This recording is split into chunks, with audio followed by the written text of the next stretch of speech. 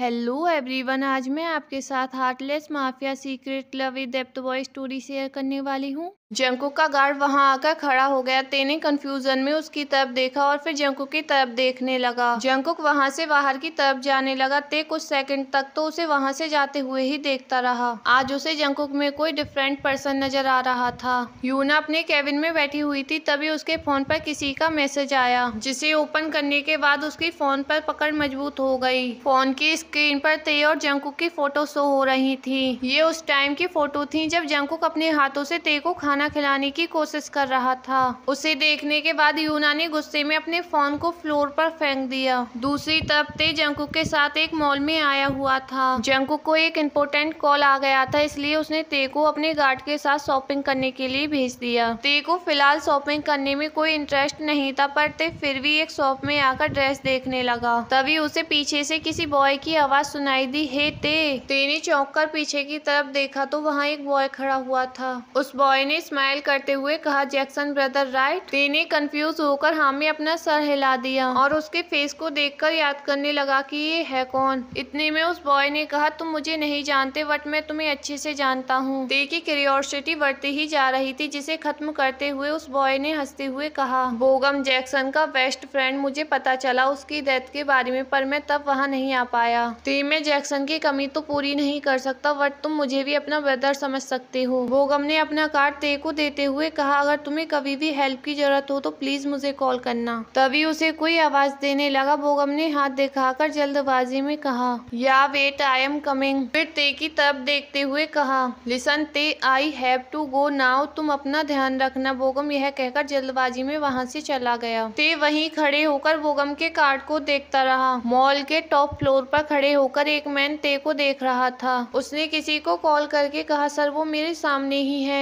दूसरी तरफ से कॉल पर कनेक्टेड रायल ने कहा, देन शूट द टारगेट। वहीं जंकुक ब्लूटूथ के थ्रू अभी निक के साथ कॉल पर कनेक्ट हुआ था। उसे निक की वरिड वॉइस सुनाई दी, जंकुक अभी कहाँ हो तुम? क्या हुआ? मैं अभी मॉल में हूँ। निक ने जल्दबाजी में कहा, जंकुक अभी वहाँ से निकलो, रायल के आदमी तुम पर अटैक करने वाले हैं। वहीं ते शॉप के अंदर सामने लगे कपड़ों को देख रहा था। तभी वहाँ पर जंकुक आ गया और अपनी कोल्ड वॉइस में कहा, लेट्स गो, हमें यहाँ से निकलना होगा। ये बोलकर जंकुक ने ते के हाथ को पकड़ लिया और उसे शॉप से बाहर ले जाने लगा। ते ने जंकुक के हाथ को अपने हाथ से दूर कर दिया और शॉप के गेट पर ही रुक गया। जंकुक कंफ्यूज हो गया और मुड़कर उसकी तरफ देखने लगा। मेरा फोन वापस करो, मुझे डैड से बात करनी है। ये सुनकर जंकुक के फेशियल एक्सप्रेशन चेंज हो गए और उसने कहा, व्हाट? ते ने कहा, यस, मुझे डैड से बात करनी है, वो भी अभी और इसी वक्त। ते की इस हरकत पर जंकुक को गुस्सा आ गया और उसने अपनी डीप वॉइस में कहा, ये वक्त तुम्हारी स्टूपिड डिमांड पूरी करने का नहीं है, हमें अभी यहाँ से निकलना होगा, कम ऑन। ये कहते हुए जंकुक ने ते की तरफ अपना हाथ बढ़ा दिया, लेकिन ते पीछे हट गया और जिद करते हुए कहा, मैंने बोला ना मुझे डैड से बात करनी है। पता नहीं वो कैसे होंगे, मैं तुमसे बस एक कॉल की ही तो डिमांड कर रहा हूँ। बस तुम एक बार मेरी डैड से बात करवा दो, मुझे पता चल जाए कि वो कैसे हैं। कहीं टेंशन की वजह से उनकी तबीयत तो खराब नहीं हो गई। जंकुक ने उसकी बात को बीच में काटते हुए कहा, इस वक्त तुम्हें उनकी नहीं अपनी फिक्र करने की जरूरत है। Now come on. कहते हुए जंकुक ने ते के हाथ को पकड़ लिया और शॉप से बाहर ले जाने लगा। ते ने वापस अपने हाथ को खींच लिया और गुस्से से कहा, कितने हार्टलेस हो तुम और सेल्फिश भी। तुम चाहते हो कि मैं अपने डैड के बारे में न सोचकर सिर्फ अपने बारे में सोचूं?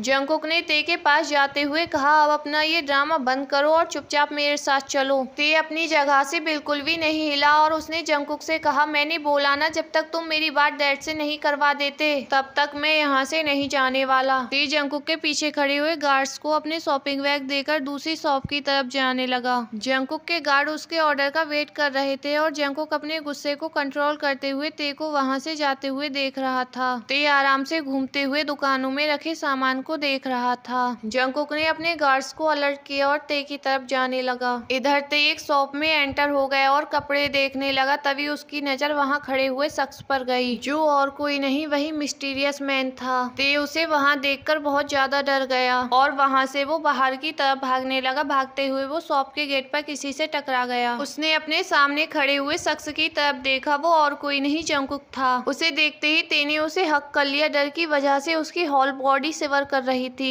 ते को इस तरह से देखकर जंगकुक शॉक हो गया। जंगकुक ने उससे वरीडली कहा, व्हाट हैपेंड? ते ने शिवर करते हुए शॉप की तरफ इशारा कर दिया और जंगकुक के गार्ड फौरन शॉप के अंदर चले गए और चेकिंग करने लगे। ते की कंडीशन देखकर जंगकुक उसे कंसोल करने की कोशिश करने लगा। ते को अब जंगकुक की आर्म्स में कंफर्टेबल फील होने लगा। तभी गनशूट की तेज आवाज से मॉल गूंज उठा और अगले ही सेकंड लोग चारों तरफ जान बचाकर वहां से भागने लगे। जंगकुक ने फौरन ते को प्रोटेक्ट करते हुए उस जगह से दूर हटा दिया। तभी जंगकुक के पास से एक बुलेट गुजरी और कांच में जाकर लगी। कांच के टुकड़े जंगकुक और ते के पास से होते हुए फ्लोर पर बिखर गए। जंगकुक के गार्ड ने उसे और ते को प्रोटेक्ट करते हुए सर्कल बनाकर बीच में ले लिया और रायल के आदमियों पर रिटर्न फायरिंग शुरू कर दी। कुछ गार्ड ते और जंगकुक को कवर करते हुए मॉल से बाहर ले आए। लोग डर की वजह से यहाँ वहाँ भाग रहे थे और चारों तरफ फायरिंग की आवाज सुनाई दे रही थी। ये सब देखकर ते बहुत ज्यादा घबरा गया। उसने अपने मन में कहा, अगर मैं उसी वक्त जंगकुक की बात मानकर मॉल से बाहर निकल गया होता तो अभी इतने लोग मेरी वजह से प्रॉब्लम में नहीं होते।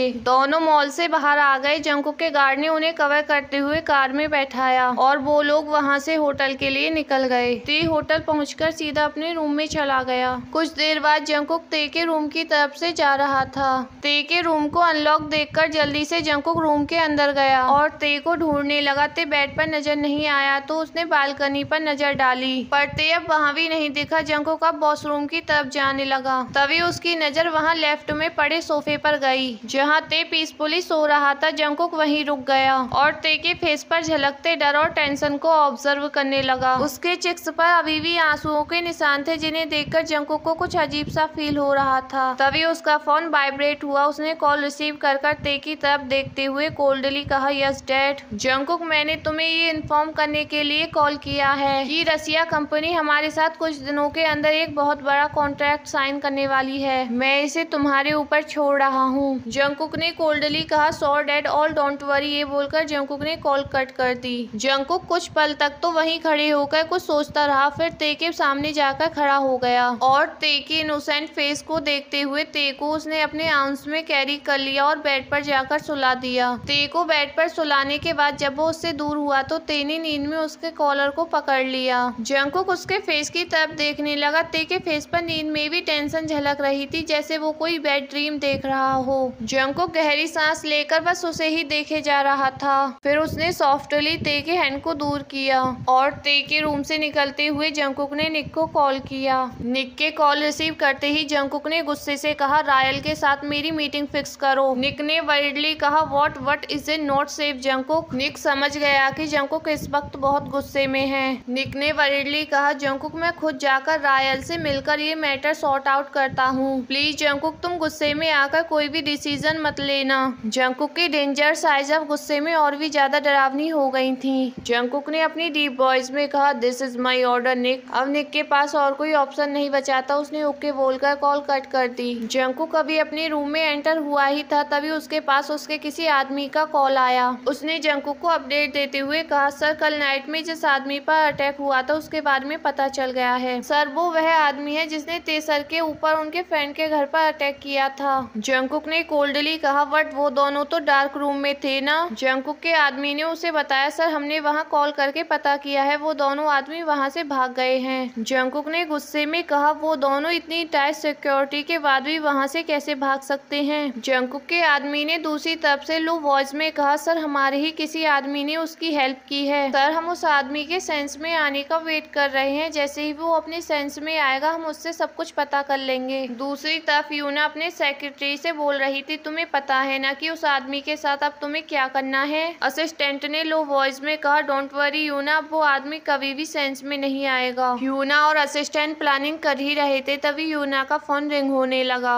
यूना ने कॉल रिसीव करके कहा, बोलो रायल, क्या बात है। दूसरी तरफ से रायल ने कहा, यूना, जंगकुक ने सब डिस्ट्रॉय कर दिया। उस जंगकुक के आदमियों ने मेरे बहुत सारे लोगों को मार दिया और कुछ की हालत क्रिटिकल है। ये सुनकर यूना ने स्माइल करते हुए कहा, रिलैक्स रायल, कुछ बड़ा पाने के लिए तुम्हें इतना तो खोना ही पड़ेगा। तुम ये सब छोड़ो और अपने टारगेट पर ध्यान दो। ते अब भी जिंदा है और जंगकुक के पास है। है। यूना की बात सुनकर रायल ने कहा, जब तक जंकुक उस बॉय के पास है हम उसका कुछ भी नहीं बिगाड़ सकते। उस बॉय को हासिल करने के लिए पहले कैसे भी करके जंकुक को उससे दूर करना होगा। यूना ने कुछ सोचते हुए रायल से कहा, ये सब तुम मुझ पर छोड़ दो रायल, मैं ते को जंकुक से अलग करूंगी और तुम उस ते को मेरी और जंकुक की लाइफ से हमेशा के लिए दूर करोगे। ये बोलकर यूना ने कॉल कट कर दिया। दूसरी तरफ जंकुक उस आदमी से पूछताछ करने के लिए हॉस्पिटल पहुंच गया और उस आदमी के रूम में एंटर हो रहा था, तभी एक डॉक्टर उसके बराबर में होकर रूम से बाहर निकला। जंकुक जल्दी में था इसलिए उसने उस पर ध्यान नहीं दिया और उसे इग्नोर करके रूम में एंटर हो गया। वहाँ पहले से ही उसके 2 गार्ड मौजूद थे और कुछ गार्ड जंकुक के साथ आए हुए थे। जंकुक ने अनकॉन्शियस बेड पर लेटे हुए उस आदमी की तरफ देखा। इतने में जंकुक का आदमी वहाँ आ गया जो इस मैटर को हैंडल कर रहा था। गाइज बस आज के लिए इतना ही।